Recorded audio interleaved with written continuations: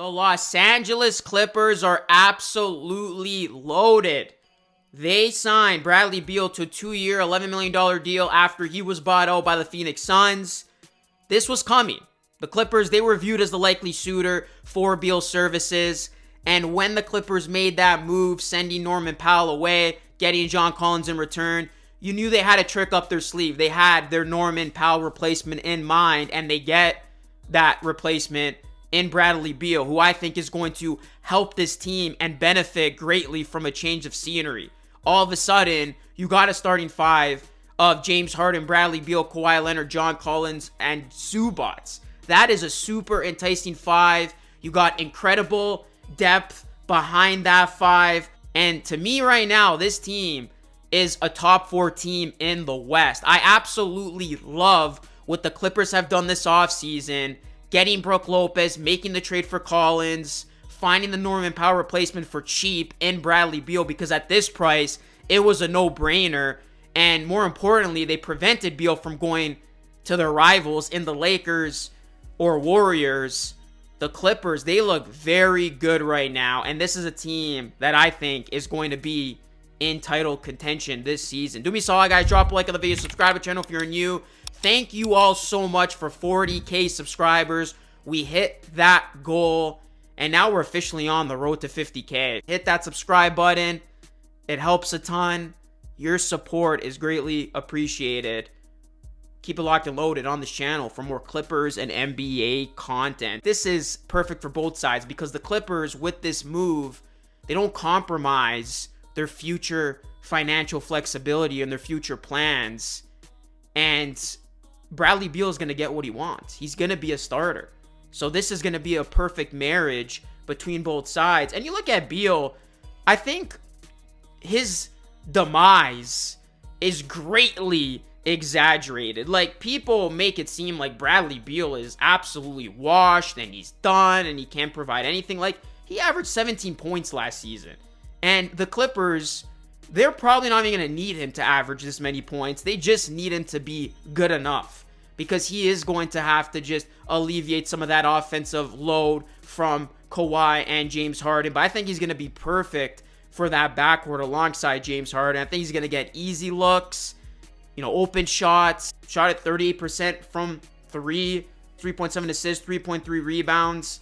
And you look at this Clippers team, people are making it seem like, oh, they're relying on Bradley Beal. No, this team was already really darn good.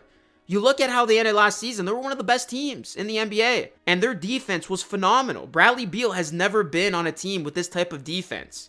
So I think this is going to be a nice balance now. You add another offensive weapon that this team needed. The defense is still intact, and then you have a bench that is going to be really well-rounded. You get the backup big that you really needed behind Zubac and Brook Lopez, Batum, Derrick Jones Jr., Bogdanovich, Chris Dunn.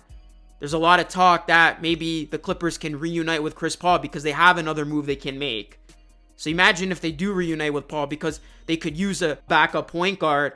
This team is loaded top to bottom. The biggest thing is health. Can Kawhi stay healthy for the full season? I mean, he proved last season he could, right? He made it throughout the entirety of the Clippers playoff run. I know it was shorter than they wanted it, but he played in all those games, which was great to see. And I know Beal, too, has had his issues with injury as of late. But in the games that he did play, he had some nice outings for the Suns. He wasn't as useless or as bad as people portrayed him to be. And the most important thing about this whole situation, and why I think the Clippers have done a fantastic job since the whole Paul George situation, because you got to think, like, a lot of people marked the Clippers dead in the water when Paul George left. And all they have done since that point is put together a legitimate championship contender, and they haven't compromised their financial flexibility.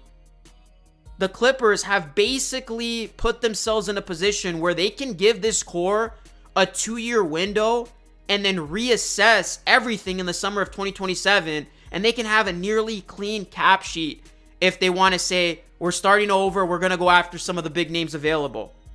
So the organization has done an A+ job of keeping this team competitive right now, and their future is not compromised. They can generate max cap space, and they will be a prime player in prime position in that highly anticipated 2027 offseason.